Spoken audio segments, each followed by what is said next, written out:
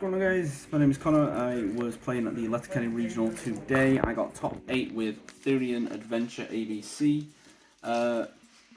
Deck was fantastic. It was 6 rounds. I lost 1, drew 1, won 4. Played against Flunder, Mathmech twice, 2 Danger Tier. Alright. Flunder, Danger. Mathmech, yeah, that was it. My loss was to Mathmech, and my draw was to Mathmech, so maybe I should really be looking at how to beat Mathmech a little bit more than the other decks. Mathmech best deck? Mathmech best deck, it apparently is. 3 of the top 8 at this event was Mathmech, so... 3 of the top 4. 3 of the top 4 was Mathmech. So we get into the profile, it's pretty standard. Starting off with the pieces, 2 of each piece, 2A, 2B, 2C. They all just come up for various reasons. People forget that they actually all have effects, other than equipping and doing things.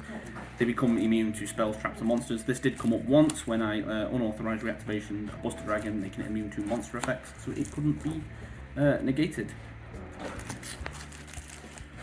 We then also played the Brave Engine, triple copies of Enchantress, and we also played the Therion Engine, so we also played the 2 Regulus. The Regulus is fantastic. It is by far thrives most in this deck.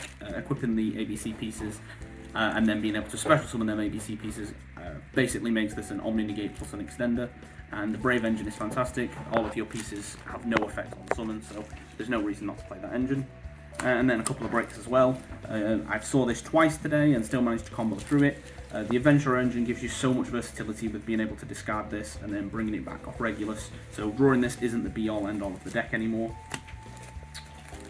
And then hand traps, I was fearing Tier the most, so I wanted to make sure that I mained Crow. It came up in various matchups. The only matchup that it really didn't come up was the Flunder match, which it got instantly sided out.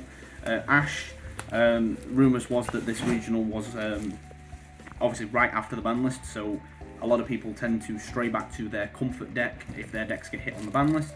Kind of similar to what I did. Sprite got hit, wanted a deck that was comfortable with. I was kind of comfortable with this deck, so that's why I ended up taking this.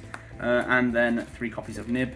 I probably should have played the Imperm as well, but Nib was fantastic. I nibbed 2 people today, and both of them just instantly won the game. And then you got to get digging, boys. You got to get digging. 3 copies of Pot of Prosperity, because the most important thing in this deck is to see your field spells, of which we play 8. So we're on double copies of Mine, double copies of Union Hanger, triple copies of Union Hanger, and double This Colosseum. These are fantastic. Mine, honestly, didn't come up as much as I thought. I unsided the 3rd copy, and I thought that would be a necessary evil. It only won me 1 game today, and I probably saw it every game. Everyone always had that out. The only game it won was actually when I saw both. I mined, he Griffin Ridered, I went cool, mine, and then he just scooped. And then we got 2 unauthorized reactivations. You kind of have to play this in case you don't open Hanger, but I sided it out every single game. It's easy side out fodder. We only played 2 copies of Right, the Draco back and the Fateful. Not gonna lie, made this deck really late last night and kind of got Foolish exists, so there's no Foolish in this deck. In a Brave Engine and an ABC deck, no Foolish, yeah, I know.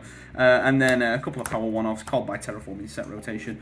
Set Rotation is phenomenal in this. You get yourself your Hanger, you give them the Disc Colosseum, then you bounce the Disc Colosseum back with the Draco, and you go full Therion combo whilst also doing full ABC combo. 41, I think, was in the main. We'll do the extra deck first.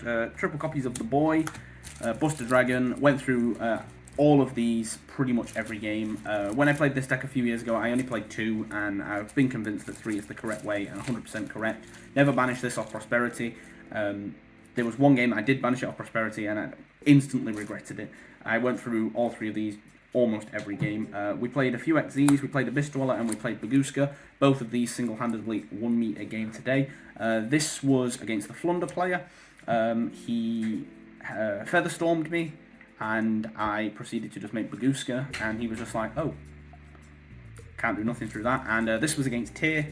Kind of felt bad, really bullied the Tier player. He starts, he has that glow in his face like he's opened the nuts. I go, standby phase shifter. He goes, proceeds to set 1 pass. I look at my hand, not great, make Dweller, pass back to him. He just looks like, nah, I just can't be bothered with this now. And then we are playing the XZs. I played the Zeus just for the Baguska, so you sit on the Baguska for a turn, you detach, and then you just attack with it and slap the Zeus on top. Didn't come up, but I don't think I would cook the Zeus at all. Moving on to the links, we played a few Link 2s in the deck today. 4 Link 2s. Platinum Gadget is mandatory for the standard ABC combo. Phoenix come up almost every game as well, and surprisingly it was co-linked almost every game. It got co-linked with people's Curiouses, it got co-linked with people's Heat Souls, it got co-linked with so many things today. Masquerader is also phenomenal in this deck. Liner surprisingly didn't come up enough. And as much as I like this ratio, I think I was missing one Link 2. I don't know what, maybe a Cerberus, just something to help me Link climb out a little bit more. Liner just didn't do it for me, but I don't think I would change much in this extra deck. Maybe bar the Link 4s. Going into the Link 3s, Unicorn Trisbania, same reason as Brad if you've watched that profile. Something to do in time. You didn't have a Heat Soul? Yeah, sorry, I didn't have a Heat Soul, that's what it was. No, you can go IP and anything into this, and you go Buster Banish, and then if it is set, because it's the end of the turn, you're looking at the clock, you just go Buster Effect, tag out into 3 pieces, they're going to get summoned to these zones, you trigger the full back row board, and you just win off that. Unicorn, same principle, and we'll skip to Link 5, Underworld, same principle, just outs problems that you can't deal with. And then the last 2 were Link 4s. I did actually opt for the Avramax, and it didn't come up. And I knew it! I know! It didn't come up, and there was at one point where I needed a Link 4 that wasn't, like, game-worthy. And in the end, I contemplated between ending on IP Liner or making this, and I just went for IP Liner for no reason at all. Other than, like, if Liner got popped, I'm going to get a search. This probably should have been an Appaloosa, but even then, it would have come up once, and I don't know. I don't know. I don't think it was the correct choice to play the Avramax. Side deck put in work today, 100%. Triple copies of Rivalry Warlords. Pesky matchups usually get ended with this. Tyr, not Plunder. Tyr. The Plunder match struggled because he was playing the Adventure Engine. Is that it? Both the Tyr matches? Yeah, I think that was it really. I think it's a pretty good deck to hit. Yeah, it's the best deck in the format probably. Triple copies of Evenly. Saw this against the Flunder guy, and I saw this against one of the Tyr players, but never bothered activating it. Didn't need to. Double copies of Twin and the 3rd copy of Mine. Again, I just don't think Mine was the correct call. Not because it underperformed, but I just never needed it. Yes, it just hands out wins you games, but it underperformed in a weird way. Triple copies of D Barrier and triple copies of D Shifter. Again, you can play under this fine.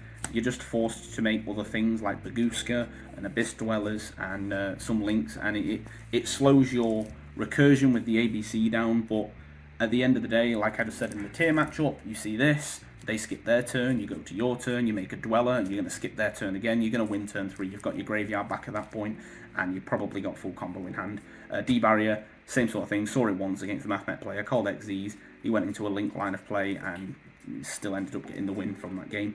But I still don't think I would cut it. There's a lot of rogue matches that will just straight up lose to a D-Barrier. It's still a phenomenal card.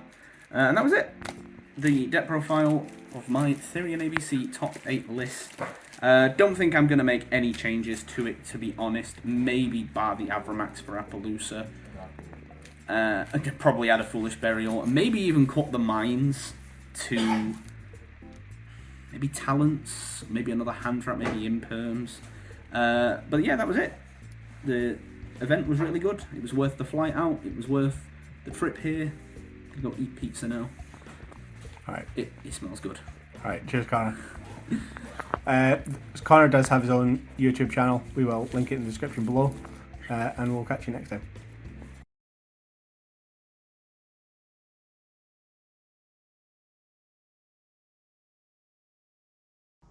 Shh, not a zombie channel.